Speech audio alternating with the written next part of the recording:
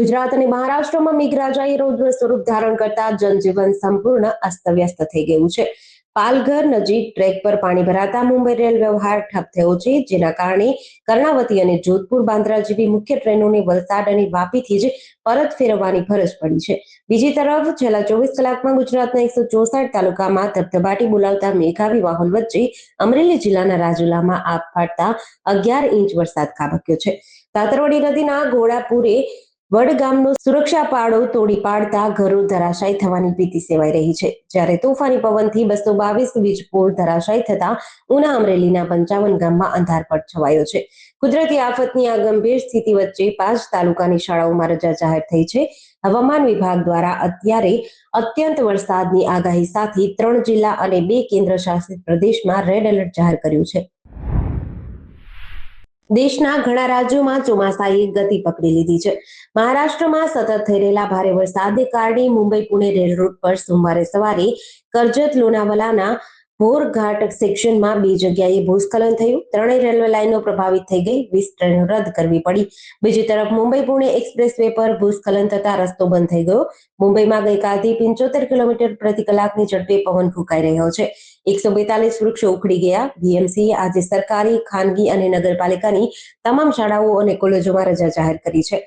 મધ્યપ્રદેશના ભોપાલ સહિત 7 જિલ્લામાં રવિવારે ભારે વરસાદ થયો. પાંઢુરણા જિલ્લામાં વીજળી પડવાથી એક મહિલાનું મોત થયું. વરસાદ બાદ કાલી સિંધ નદી 2 કાંઠે વહી રહી છે. રાયસેન જિલ્લામાં બેતવા નદીમાં ડૂબી જવાથી 2 સગીર બાળકીઓના મોત થયા છે. પાકિસ્તાનના કબજા હેઠળના કાશ્મીરમાં ચાલી રહેલી અશાંતિએ અત્યાર સુધીમાં સેંકડો લોકોના જીવ લીધા છે. પાકિસ્તાનની સેનાના હાથે રોજબરોજ લોકો મરી રહ્યા છે. આવા સમયમાં પીઓકેના વિરોધ પ્રદર્શનની આગેવાની કરનાર જોઈન્ટ અવામી એક્શન કમિટીના નેતા સરદાર અમન ખાને ભારત પાસે મદદ માંગી છે. તેમનો દાવો છે કે વિરોધ પ્રદર્શન ઉપર કડક કાર્યવાહી કર્યા બાદ પાકિસ્તાન સરકારે આ વિસ્તારમાં આર્થિક નાકાબંધી કરી દીધી છે. હવે જેએસીના નેતાએ નવી દિલ્હીને માનવીય સહાય મોકલવા અને લાઇન ઓફ કંટ્રોલ પર બોર્ડર ખોલવાની અપીલ કરી છે. તેમણે દલીલ કરી હતી કે જો પરિસ્થિતિ વધુ બગડશે તો પીઓકેના સામાન્ય નાગરિકો પાસે ભારત જવાનો વિકલ્પ હોવો જોઈએ. સોશિયલ મીડિયા પર વાયરલ થઈ રહેલા એક વિડીયોમાં અમન ખાને એમ કહેતા સાંભળી શકાય છે કે અમને ભારતની મદદ જોઈએ છે, અહીં રાશનની અછત છે. તેમણે દાવો કર્યો કે પાકિસ્તાની સુરક્ષા દળો દ્વારા પ્રદર્શનકારીઓ સામે કાર્યવાહી તેજ કરવાના કારણે પીઓકેના રહેવાસીઓને ખોરાક અને દવાઓની અછતનો સામનો કરવો પડી રહ્યો છે. ભરૂચ સી ડિવિઝન પોલીસે સર્વેલન્સના આધારે કાર્યવાહી કરીને ઘરફોડ અને વાહન ચોરી જેવા ગુનાઓમાં સંડોવાયેલા એક રીઢા આરોપીને ઝડપી પાડ્યો છે. આ કાર્યવાહીથી સુરતના કામરેજ પોલીસ સ્ટેશન વિસ્તારમાં નોંધાયેલી ઘરફોડ ચોરી તથા લસકાણા વિસ્તારમાં થયેલી મોટરસાયકલ ચોરીનો ભેદ ઉકેલાયો છે. પોલીસે આરોપી પાસેથી કુલ ₹75,000નો મુદ્દામાલ કબજે કર્યો છે. ભરૂચ શહેર સી ડિવિઝન પોલીસની સર્વેલન્સ ટીમ પેટ્રોલિંગમાં હતી. તે દરમિયાન તેમને બાતમી મળી હતી કે સુરતમાં ઘરફોડ ચોરી કર્યા બાદ એક શખ્સ મોટરસાયકલને લઈને અંકલેશ્વરથી નબીપુર તરફ આવવાનો છે. આ બાતમીના આધારે પોલીસે શીતલ સર્કલ નજીક વોચ ગોઠવી આરોપીને ઝડપી પાડ્યો હતો. પકડાયેલા આરોપી પાસે રહેલી હીરો સ્પ્લેન્ડર મોટરસાયકલ અંગે સંતોષકારક દસ્તાવેજો રજૂ ન કરી શકતા પોલીસે તેની આગવી ઢબે પૂછપરછ કરી હતી. પૂછપરછમાં તેણે સુરતના વાલક પાટિયા નજીક આવેલી સાયલન્ટ રેસિડેન્સીના પાર્કિંગમાંથી મોટરસાયકલ ચોરી કરી હોવાની કબૂલાત આપી હતી. ગાંધીધામ નજીક ચુડવા ગામની સીમમાં કુખ્યાત આરોપી રમજુ મહમદ ગંઢ દ્વારા કરાયેલું ગેરકાયદેસર કોમર્શિયલ બાંધકામ તોડી પાડવામાં આવ્યું છે. આ કાર્યવાહીમાં 150 ચોરસ મીટરથી વધુ સરકારી જમીન દબાણ મુક્ત કરાવવામાં આવી છે. ગુનાહિત ઇતિહાસ ધરાવતા રમજુ મહમદ ગંઢે સરકારી જમીન પર પાકું કોમર્શિયલ બાંધકામ કરીને દુકાનો બનાવી હતી.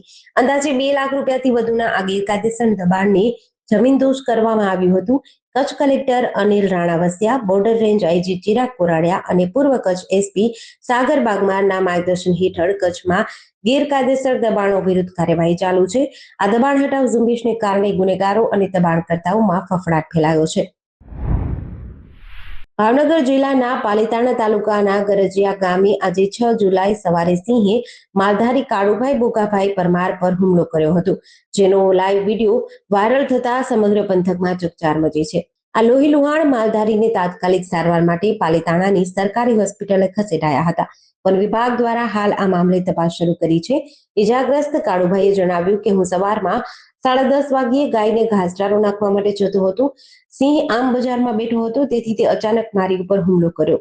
પહેલા મારી પીઠ ઉપર મારીને મને પાડી દીધો અને પછી મારો હાથ તેના મોઢામાં લીધો હતો. લગભગ અડધી કલાક પકડી રાખ્યો. આ પ્રકારની પહેલી જ વાર ઘટના બની છે. પશુઓ અને માણસ ઉપર પણ હુમલો કરે છે. બીજા એક માણસની ઉપર પણ હુમલો કર્યો હતો, પણ તે ભાગીને નીકળી ગયો હતો. રાજકોટ શહેરમાં ચોમાસાની શરૂઆત થઈ ચૂકી છે. પ્રથમ વરસાદની સાથે જ મ્યુનિસિપલ કોર્પોરેશનનું તંત્ર પણ સજ્જ બન્યું છે. દર વર્ષે ચોમાસા દરમિયાન શહેરમાં ઠેર ઠેર પાણી ભરાવા, નીચાણવાળા વિસ્તારોમાં જળબંબાકાર થવા અને રસ્તાઓ તૂટી જવાની વ્યાપક ફરિયાદો ઉઠે છે.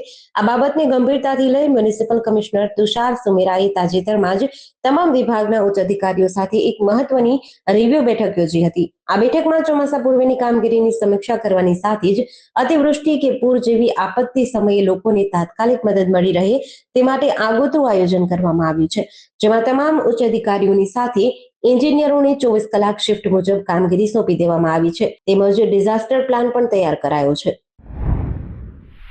અમરેલી પંથકમાં આવેલા ધારી ખોડિયાર ડેમ ઓવરફ્લો થતા ભાવનગર જિલ્લાના જીવાદોરી સમાન શેત્રુંજી ડેમમાં પાણીની અવિરત આવક રહેતા ડેમની જળ સપાટી સતત વધી રહી છે. ડેમ હાલ 80% ભરાઈ જતા જળ સપાટી 31 ફૂટ 11 ઇંચે પહોંચી છે, જ્યારે 34 ફૂટે ડેમ ઓવરફ્લો થાય છે. હાલ ડેમમાં 71,810 ક્યુસેક પાણીની આવક નોંધાઈ રહી છે.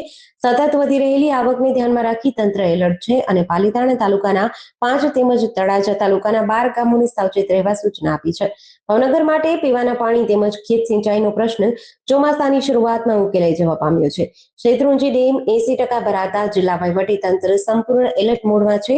સંભવિત પરિસ્થિતિને ધ્યાનમાં રાખીને પાલીતાણા તાલુકાના નાની રાજસ્થળી, લાપડિયા, લાખાવડ તેમજ માયધાર અને મેઢા સહિત 5 ગામોને ખાસ સાવચેત રહેવા સૂચના અપાઈ છે. દક્ષિણ ગુજરાતમાં મેઘરાજાના રૌદ્ર સ્વરૂપને કારણે ગણદેવી તાલુકાના આંતલિયા ગામમાં ગત સાંજે ઘરોમાં પાણી ભરાયા હતા. સતત ત્રીજા દિવસે ઉપરવાસમાં પડેલા ધોધમાર વરસાદથી સ્થાનિક નદીઓ અને ખાડીઓ છલકાઈ ગઈ હતી. ગત સાંજે માત્ર 2 કલાકમાં સરેરાશ 2 ઇંચ જેટલો વરસાદ પડ્યો હતો, જેના કારણે પંથકમાં જનજીવન પ્રભાવિત થયું છે. વહેલી સવાર થતા ઘરોમાંથી પાણી ઓસરવાની શરૂઆત થઈ ગઈ હતી. આંતલિયા ગામની વિવિધ સોસાયટીઓના નીચાણવાળા વિસ્તારોમાં આવેલા ઘરોમાં પૂરના પાણી ઘૂસી ગયા હતા. અચાનક પાણી ભરાઈ જવાના કારણે સ્થાનિક રહીશોની ઘરવખરી અને કિંમતી સામાન પલળી જતા મોટું નુકસાન વેઠવાનો વારો આવ્યો છે. અમદાવાદ ગ્રામ્યના વિવેકાનંદ પોલીસે વડોદરા અમદાવાદ એક્સપ્રેસ હાઈવે પર ગેરતનગર ગામની સીમમાંથી ગેરકાયદેસર રીતે પરિવહન થઈ રહેલો 600 લીટર દેશી દારૂનો જથ્થો ઝડપી પાડ્યો છે.